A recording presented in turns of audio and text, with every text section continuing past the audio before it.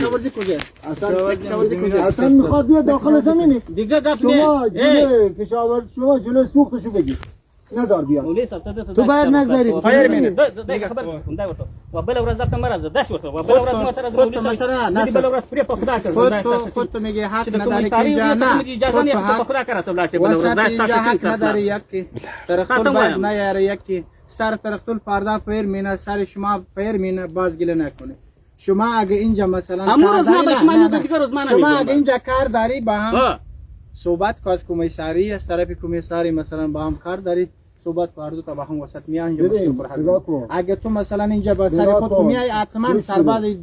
امارت پیر مینه وقتی که پیر کرده مشکل جور میکنه اشتباه اشتباه کردن دیگه هم داره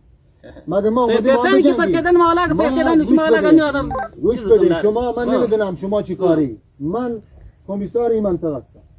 کمیساری منطقه هستم مرزبان درجه 2 حالا نباید با شما صحبت کنم من باید با مولوی نصرالله شما مرزبان شما برام صحبت همون کمیساری شما آمده بود همینجا او جانشین منه نه از اون طرف آمده او جانشین منه گوش بده ما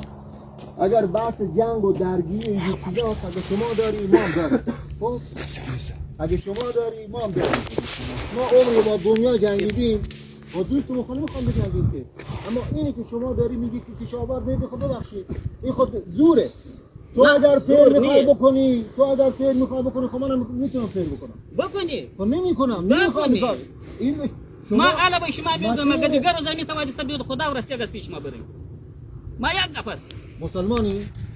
چرا مسلمانی الحمدلله لا اله الا الله